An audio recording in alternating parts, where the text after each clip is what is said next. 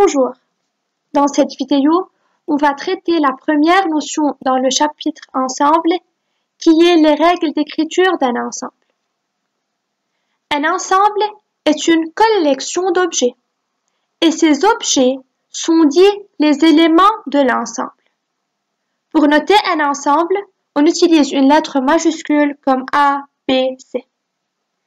Passons à l'exemple d'un ensemble noté par la lettre majuscule E et qui est formé des éléments 1, 2, 3 et 6.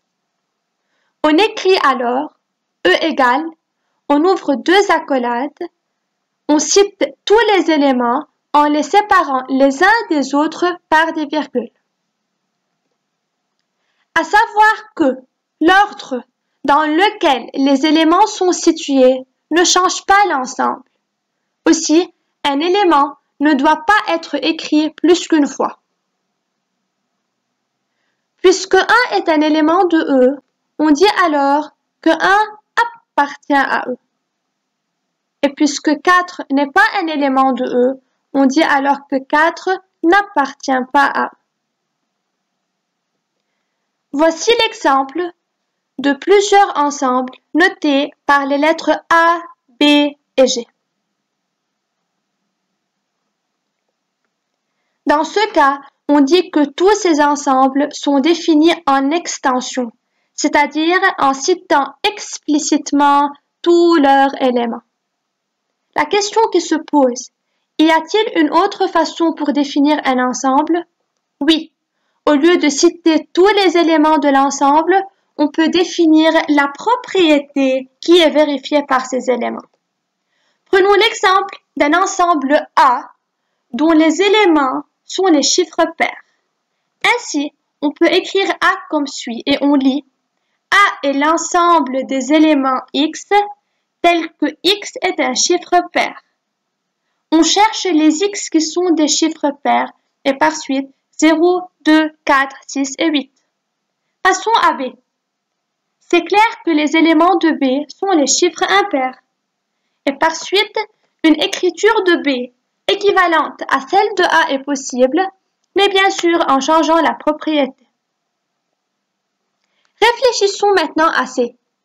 Quelle propriété peut être vérifiée par les éléments -1 et 1?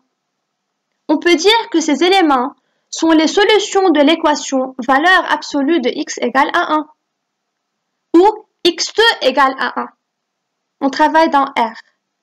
Dans ce cas, on dit que les ensembles sont définis en compréhension et on écrit E égale, on ouvre les accolades x tel que x vérifie une certaine propriété. Bref, l'écriture d'un ensemble se fait soit en extension en citant la liste de tous les éléments, soit en compréhension en signalant la propriété vérifiée par ces éléments. À savoir aussi qu'un ensemble peut être fini ou infini. Un ensemble est dit fini si on peut compter ses éléments. Et dans ce cas, on parle de cardinal de l'ensemble qui est égal au nombre d'éléments de cet ensemble. Dans l'exemple donné, E est un ensemble fini, formé de 4 éléments. Par suite, cardinal de E égale à 4. Dans le cas contraire, l'ensemble est dit infini, comme l'ensemble des entiers naturels notés par n, qui est un ensemble infini. Quelques ensembles particuliers, il y a l'ensemble vide qui d'après son nom ne contient aucun élément et il est représenté par un rond barré.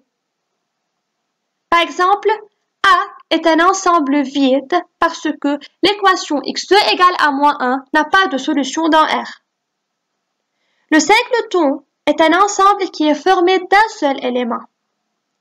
Dans l'ensemble B, on cherche les chiffres pairs qui sont supérieurs à 7.